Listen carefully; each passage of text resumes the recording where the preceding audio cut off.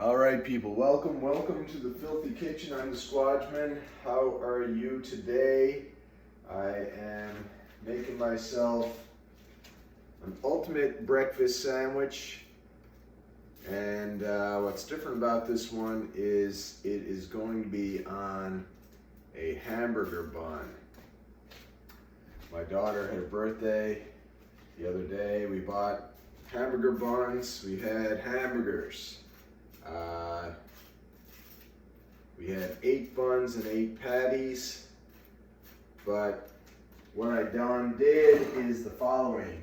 The next day, I had 3 leftover hamburger patties with cheese and bacon without a bun. So I have 3 leftover gourmet style hamburger buns for a hamburger, but alas, I have no hamburger patties. So what am I going to do? I'm not going to eat buns by themselves. That would be ridiculous. Who does such a thing? So I'm going to make myself an ultimate breakfast sandwich on a bun. Oh, look, what am I doing? I'm not paying attention. Those of you who follow my content know that I left out a very important condiment. Good old honey mustard. Look at this. Honey mustard, everybody's favorite condiment. Well, everybody in this house, besides the dog, that is. Anyway, flip that back. Look, see this? Here's a little unknown thing. People open their honey mustard. Well, no, not doing an advertisement here. People open their honey mustard, let this thing flap in the breeze. Listen, it clicks down. Yeah, clicks on down. Flip that around. Give it a nice little squeeze.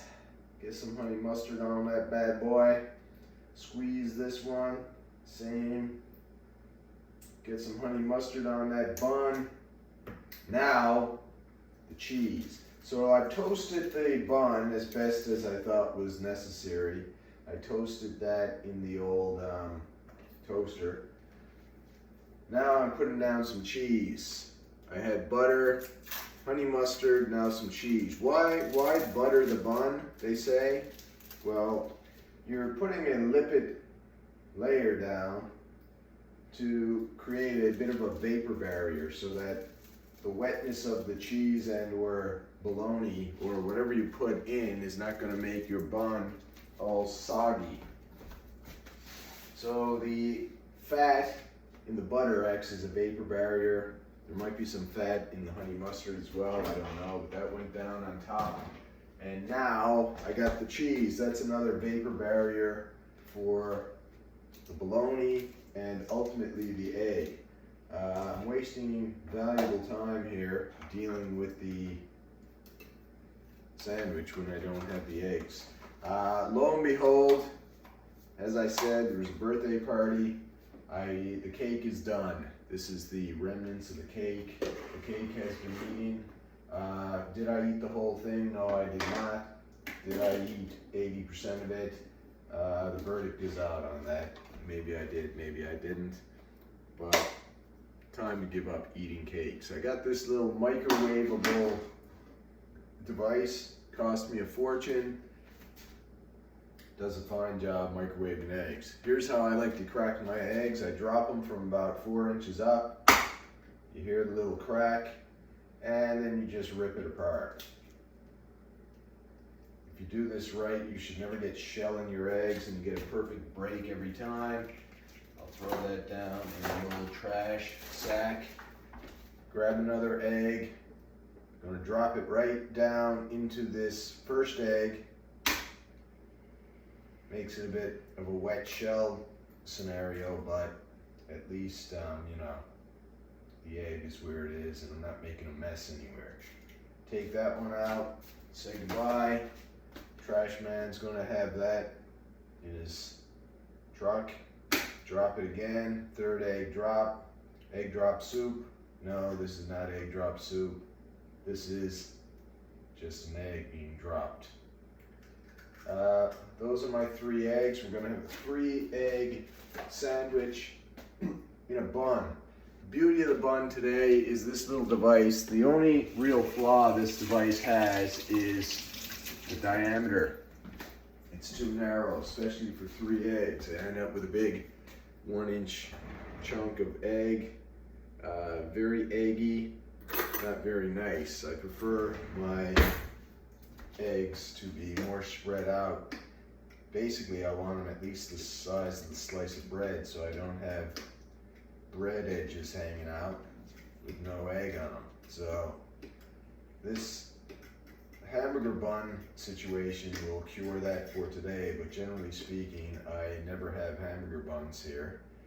And if I do, I don't have leftover hamburger buns. They go with the hamburgers. But anyway, now I got hamburger buns, so this will not be an issue because a little bit of pepper. Throw down some pepper on the eggs, boy. Now listen, I'm not going to put salt. Why? Because there's enough salt in the bologna. There's enough salt in the butter. There's probably enough salt in the processed cheese food slices as well. Throw that in there. 2 minutes, 20 seconds. Not really enough. Some of the egg is going to be raw-ish when it runny. Some of the egg will be runny when it comes out, but the heat of the egg should congeal that. What's actually happening when the egg is cooking is a chemical reaction where the fundamentals of the raw egg get transmuted into a cooked egg. There's chemical reactions going on in there like mad, and yeah, it's quite the thing. You can't uncook an egg for this reason. It's a one-way reaction. You can't undo it unless you have a time machine or maybe like a lamp in which inhabits a genie who hands out wishes. In that case, you know, maybe you can undo it, but I wouldn't recommend that. There are much better things to spend your wishes on than, you know, uncooking an egg. If I had 3 wishes, I certainly wouldn't waste them on uncooking eggs and stuff like that. You know, but that's just me. If you want to waste your wishes on nonsense, and you know, go right ahead. But I'm sure if you racked your brains a little while, even if you are a very intellectually efficient individual, you should be able to come up with better wishes than that. Look at this hamburger bun. Got me the slices of bologna, slices of cheese. I'm gonna wait for that egg to pop out of there. Possibly slightly runny, possibly still cooking. The egg does continue to cook after it comes out of the microwave. Will it be long enough to congeal the remnants of the runny egg? I think so. Besides, the egg is going to be very hot when it comes out. I'm going to let it sit for a few minutes to cool down. And yeah, that device I bought is not really good with 3 eggs. I think it's designed for 1 egg. 2 eggs is okay. 3 eggs really pushes the envelope. 4 eggs, impossible. There's just not enough space, Johnny. There's not enough space, Johnny. So look, I take this bad boy out. Do you like butter? Okay. Whew, smells like an egg. So that basically fills this whole thing. Like I said, diameter is a bit too small for my liking. It's even probably too small for a hamburger bun. Ooh, Nelly, that'd be hot. Nelly, that'd be hot. Dang, that'd be a hot egg. Ooh wee, that'd be hot. And look how thick that is. That's way too thick. That's way too eggy.